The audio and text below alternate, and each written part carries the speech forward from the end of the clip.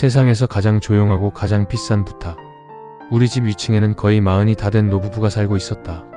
그들은 늘 둘뿐이었다. 아파트 복도에서 마주칠 때도, 장을 보러 나갈 때도, 다시 집으로 들어올 때도 두 분은 마치 그림자처럼 붙어 다녔다. 누가 찾아오는 걸 본 적도, 집안에서 큰 소리가 새어나오는 걸 들은 적도 없었다. 고요하다 못해 적막한 그들의 삶은 이 거대한 도시의 소음 속에 완벽히 묻혀 있었다. 어느 비 내리는 오후 그분들이 우리 집 문을 두드렸다.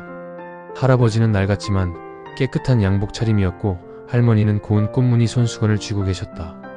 거실 소파에 앉은 할아버지는 찻잔을 만지작거리다 낮게 가라앉은 목소리로 물었다. 우리 집 사시겠어요? 나는 잠시 멈칫했다. 나는 이미 이 집에 살고 있었고 굳이 위층 집까지 또 사야 할 이유를 찾지 못했다. 그러나 할아버지는 나를 보며 낮은 목소리로 덧붙였다. 사주신다면 3,300만 원만 받겠습니다. 그 집은 65제곱미터 정도의 오래된 다세대 주택이었다. 아무리 낡았어도 시세로 따지면 최소 8,700만 원은 좋게 넘는 집이었다. 내 첫 생각은 뭔가 이상하다는 의구심이었다. 사기일까? 아니면 집안에 감당 못할 하자가 있는 걸까? 내 눈에 비친 의혹을 읽으셨는지 할아버지는 떨리는 손으로 종이 한 장을 내밀었다. 직접 손으로 쓴 계약서였다. 글씨가 너무 반듯해서 그 나이에 쓴 것이라고는 믿기 어려울 정도였다. 조건은 3가지였다. 첫째, 3,300만 원을 한 번에 지급할 것.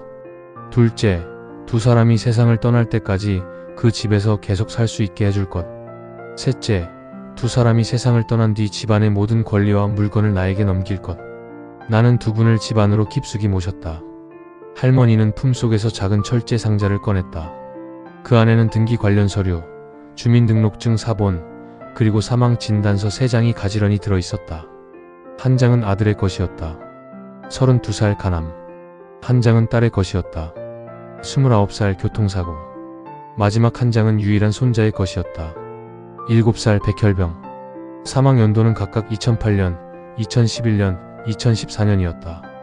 종이 모서리는 전부 달아있었다. 얼마나 많이 간절하게 만졌는지 짐작조차 할 수 없었다. 할아버지가 말했다. 우리가 지켜봤어. 검소해 보였고 직장도 안정적인 것 같고 사람도 괜찮아 보였어. 그는 목소리가 조금 쉬어 있었다. 이 돈은 집값이 아닙니다. 우리 장래 보증금입니다. 두 분의 연금은 합쳐서 한 달에 약 136만 원. 생활은 된다고 했다. 그런데 무섭다고 했다. 어느 날 두 사람이 한꺼번에 죽었는데 아무도 모르는 집안에서 썩어가고 냄새가 나고 나서야 발견될까봐. 할아버지는 잠깐 말을 멈추고 다시 말했다. 3,300만 원을 받고 서류를 갖고 있으면 그때부터 책임이 생기는 겁니다. 우리가 죽으면 시신을 수습해주고 화장해주고 제일 싼 납골당 한 칸 잡아서 같이 넣어주면 됩니다. 남는 돈은 다 가져가세요. 우리가 당신을 고용하는 겁니다. 나는 목이 꽉 막혔다. 아무 말도 나오지 않았다. 할머니는 말없이 누런 서류 봉투 하나를 꺼내 내 앞으로 밀었다. 안에는 3묶음의 자료가 있었다. 첫 번째는 두 분이 늘 먹는 약 목록과 건강보험 서류였다. 두 번째는 장례식장 기본 상품 가격표였다. 가장 싼 193만 원짜리에 빨간 펜으로 동그라미가 쳐져 있었다. 세 번째는 통장 사본이었다. 잔액은 2,240만 원 조금 넘게 있었다. 할머니가 말했다. 비밀번호는 뒤에 적어놨어요. 병원비가 부족하면 여기서 쓰세요. 남으면 그 3,300만 원까지 전부 가져가세요. 공증도 하겠습니다. 그날 밤 나는 잠을 못 잤다. 머릿속에는 그 집 베란다에 걸려있던 낡은 옷 2벌이 계속 떠올랐다. 너무 많이 빨아서 색이 바랜 옷들. 그리고 매일 오후 4시마다 위층에서 아주 작게 들리던 옛 노래 방송 소리도 떠올랐다.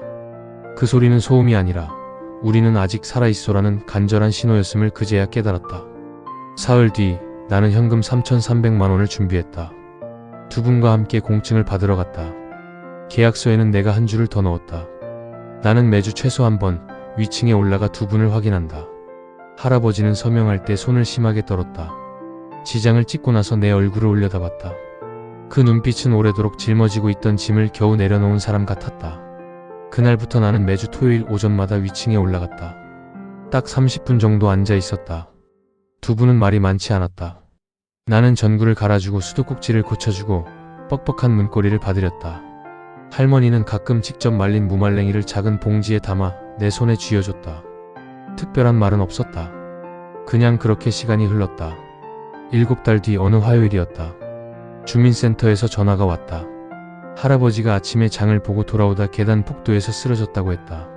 살리지 못했다고 했다. 내가 올라갔을 때 할머니는 혼자 침대 옆에 앉아 있었다.